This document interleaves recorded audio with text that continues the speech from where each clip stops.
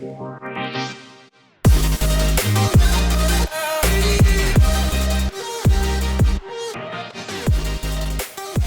what's up everybody? It's Gritty with GRT Paintball and welcome to part 1 of the official GRT Layout Review for the MSXL Nashville Open. It's going down May 16th through the 18th at Sharp Springs Park. In this video, we're locking in on the Dorito side, how to break out wide, what shots each bunker has, and where the risk and reward zones are. If you want to control this side of the field, this breakdown is for you. So, let's waste no more time. We'll dive in. So, just a quick overhead view of this layout.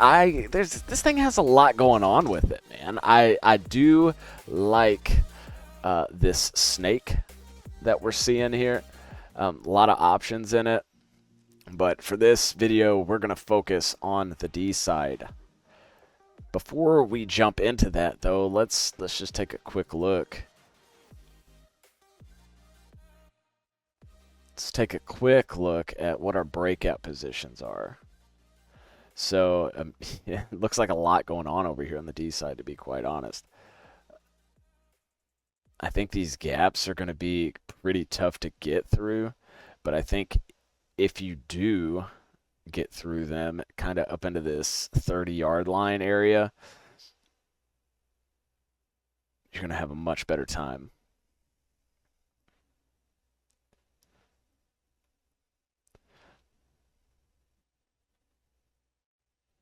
That corner run is going to be a challenge.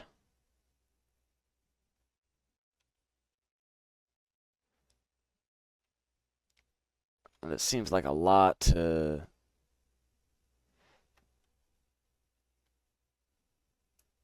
Okay, so let's just start here. I mean, everybody knows I hate the babies. They're so small, they're hard to survive in, but if you can play them, then play them. That's what we're given for the turret on this layout. So you do have some tape control. There's not a lot going on here. I think if you are to get out, maybe get low and back, you could get in that kind of position right here and have that tape locked off. And that's fine. Kind of over the top of that mini W. Zoom in a little bit and see. Got a couple gaps. There, right there. You kind of look into that delta on that inside if you wrap on the outside. So if you got a D-side support, I mean, this may not be a bad option. Not a lot for the snake at first glance, but let's take a look.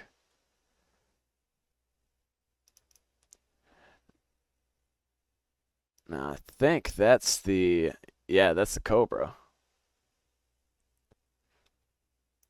Let's see if we can change our field of view here a little bit. There we go.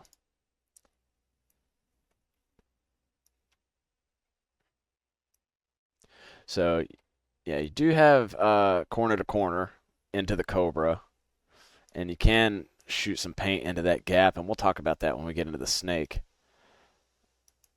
But there is a gap there that you have to cross if you're going to progress up the snake, and this bunker can potentially hold that gap. I don't like the long shots. If you're going to be on this side, I wouldn't spend all my time focusing that direction. But that doesn't mean that you don't put some time over there, put some paint. If you're the only one that can do that job, then you may just have to do it. Okay, so there's the turret, Dorito corner. Let's look at this D-side can real quick. This could be more of a center bunker, but we'll talk about it. So heads up, you got your mirror. And again, if you're looking up here on this big screen, we are right here looking straight across. May have a gap there, and then you Yeah, I'm not a fan of this can for the D side. You just don't have a lot of visibility unless they're standing tall, and that's fine. But really, the best you got is heads up with your mirror. Otherwise, there's just a lot going on in this central zone that's blocking you out from the rest of the field. Now let's take a look snake side. So this bunker again, like we talked about that snake entrance gap that we're going to go over in the next video. You do have that shot there. And real quick, let's just take a look at that so you guys know what I'm talking about. And we'll cover this more in the snake video. This gap right here. Okay, that was weird. I had an old video pop up all of a sudden. Anyways, so the gap that we're talking about here is this entrance into the snake. You have a decision to make. You can go out wide, or you can go on the inside. And all of that is going to be depended on by where the paint is streaming through this gap. Think about it. You have to progress one way or the other. But depending on where the paint is coming in, you can make a decision. Do I go inside and stay tight, or do I go out wide and wrap on the field? For me, this is the number one option. If you can do it, do it. And then this is secondary to take that inside route. So when I'm talking about this snake gap from the other side of the field, that's what I'm talking about, is who can put the paint in there at the right angle and stop that snake from progressing. So I'm not a fan of this D-side can. Some of you guys may argue it and say, "No, this is actually a lot better than you're saying it is." You might. I mean, it may be. You do have you have some looks on this outside, and then you have some on the 50, but I don't want to be here at this late in the game. If they're at the 50 and wrapping, you're in trouble. Okay, let's move up to this little juice box. Juice box looks like it may have a couple options. You got your mirror, and you can hold that gap across. So up here on the screen, I don't know if you can see this. Let's see. Get you a better perspective. So we're here looking at the mirror straight across. So that, yeah, I mean, you got that. If you're using zone calls and nobody's out wide, you want to wrap. Let's take a look at that. Get all my controls confuzzled here. Okay. Not a whole lot of anything on the tape. You're not going to be able to see. Really, the farthest you could see from this bunker is right here and over the top of that. Otherwise, you're going to be looking inside or looking to wrap. And so if you get a call that says, hey, nobody's out wide on the D side, then let's look at that opportunity. What kind of looks can we get into here? You got a sliver of a gap, and that goes back to, I believe, the start box. Yeah. So between them pins, not a whole lot going on there. You do have some of that tower. All right, so you got the D1, which is right there. And then you can see the turret from out here. So I mean, playing over the top, it's risky business. It's not something you want to do unless you know where the bodies are. So it's going to be heavily dependent on communication. All right, let's take a look at D1. Oh, slow down there. Now, D1, you're kind of getting your first look at the inside of the snake on the opposite side of the field. So the snake 50, you can see them inside. I guess that would be the snake 4. So if we're looking up here on the screen inside, you're going to be looking like this over that Viper and into the snake 4.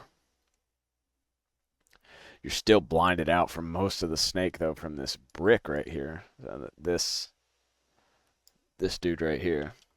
And then let's take a look on our D side. All right, so it's a very heads-up field. Most of the shots are lined up straight ahead. Now you've got some shots on the tower in the center. You've got your mirror. You've got D2 if they're gunfighting. You got a little bit of turret, but and then you got the D3 on the inside and out if they're wrapping. So a D2's not a bad spot to be. Got a lot of options. But this is one of those interior bunkers where you've got to remain.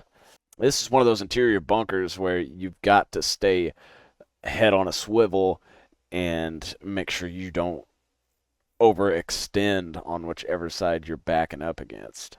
All right, D2. Let's move on to the Mini W. Now, this might be one of the better bunkers I've seen so far on the D side. You've got your tape control here. This is the widest bunker on the field for the D side. So you've got full tape control. You're primarily blocked out if you're hugging this bunker. You're primarily blocked out by the backside to the 50. So let's take a look. Zoom in a little bit. Okay, so I'm here.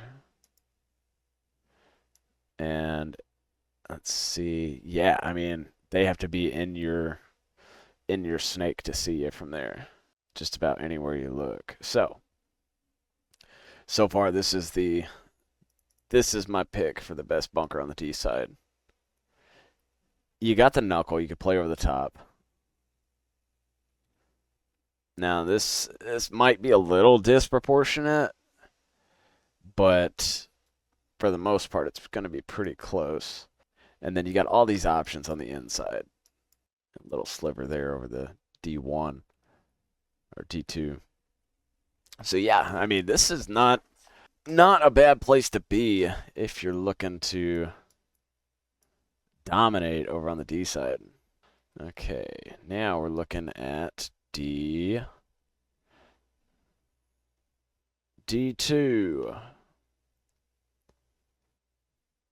So we looked at the D1 a minute ago.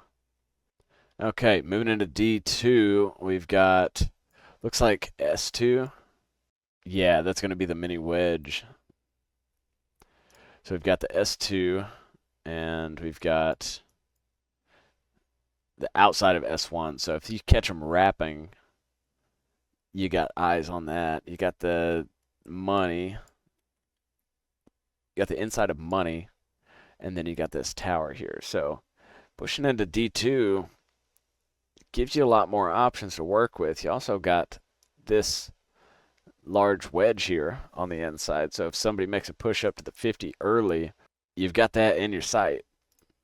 All right, D3. Things are going to start opening up a lot more.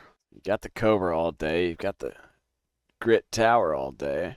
Looking crossfield, you've got the Snake 4. You've got the Snake 2. You've got this wedge in the center. And if somebody makes a crazy play and pushes into the center 50 structure, then you've got this as well. So be on the lookout for that. If you lose a body early, don't know where they're at, you might want to double check your surroundings. Take a peek inside that center 50 structure. All right, taking a look at the center mini W on the D side. Do have the can. You got some eyes on turret. You got this juice box. At this point, you got the home. So if you get here and they're still in the home, you've got them all day playing over the top here. And then if you take a look inside, then you're gonna have the money. You're gonna have the Cobra, and then you'll have the God Grit Tower. there's the D side. We do have these pins that we can take a quick look at. Most people don't play them, but you never know. Use every bunker to your advantage. And you may find that some of these pins work. Sometimes the unconventional play is the play to make. You definitely don't want to catch yourself in this position and somebody is out wider than you. So use these pins at your discretion. But if you're making a transition, nobody's out wide, then by all means, use these bunkers to your advantage. Now, let's real quick look at some lanes.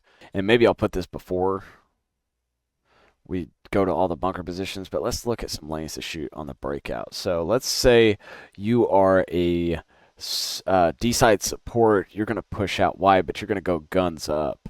Let's get to the start box. This lane is pretty stout. That's going to be the lane to gun for, I think, for all sides of the field to capitalize on taking that snake out early in the match. If you can shoot that gap there, and then another gap looks like right here, maybe it's trying to stop a center push. D side looks meh at this position. Let's take a look out a little bit farther towards the corner. You could definitely shoot it, but I think it's going to be harder to hit. Is this gap through here? So I'm looking kind of over the top of these pins right here, and at this position I'm looking at oh, that did not do what I wanted. Looking at this gap over here, kind of right over the top of the pins. So that's an option. It's not as I don't think it's as probable as some of the others, but it's worth a practice run to test this out. See if you can hit that shot. It's worth testing it out at practice to make sure that works or not. Right over the top of those pins. Now, one thing you might look at is if let's say you're going to the delta. So let's say you're going to the delta. Because odds are you're not going to run a gun out of the corner every time. So I do think that this center tower is going to be a popular bunker. So if you want to stop that, I think you're going to want to go straight out to the side and go up to this can, shooting over the top of this wedge, either that side or this side. So test both to see how people are moving up there. But if you want to stop that center push, then I would definitely take a look at trying to cut that off, because I think your center player is probably going to be your heaviest gun for the snake with this gap right here. That's the one we keep coming back to. Now, if you are a runner and gunner to the corner, you can definitely try to hit that shot. And once you get past the can, this lane here opens up. So again, try it in practice, see how it works out for you. Okay. Now, we'll go over the rest of these breakouts in the center and the snake side videos, so stay tuned for those. But I think that's pretty well covered it for the D side. We talked about some of the spots these bunkers can hit from their positions. We talked about some of the things you need to watch out for, and I think that's good for a basic overview of the D side. Now, the more I look at it, the more I am thinking that you really need to get somebody in this D-side corner to protect your attacker from any outside pushes. I mean, it's not great tape control, but it's not bad either. I mean, for somebody who can play these bunkers tight, for the most part, you are blocked off from the snake. So living in this bunker, I don't think is going to be a problem. And then you have the angles over the D side. So you got that one. You got both sides of your mirror. You got over the top of the juice box. You even got this can, if you wrap a little bit, all the way into the wedge. Yeah, the more I look at this bunker, the more I think you've got to put somebody in it. And then it's going to be up to your attacker for how he or she decides to move up the field. some of these gaps are pretty wide, and you're definitely going to have to work to progress up to the 50. But if you can get somebody into this little wedge or little W, then you're going to be in a pretty good position moving on. But this gap here is going to be tough to get through, because you're going to be taking paint from there and there. So again, we're looking at this gap here, and we're talking about the paint coming through the center and up the gut. So it's going to be a challenge, but communication is what wins games. So check those spots off as you're moving up the field, and you should be fine. So that's it for the D side. Let me know what you guys think. I definitely think you got to get somebody into this turret, and you got to get somebody into the D1 if you want to lock down this side of the field. This may not be a D side field to attack 100% of the time, but as long as you can keep enough pressure that they can't flip the field on you over there, that's your main goal. In the next video, we're going to be taking on the snake side of the field. So make sure you don't go anywhere, because we are going to be doing that next. Again, I'm Gritty for GRT Paintball. Stick around for the next one. We'll see you soon.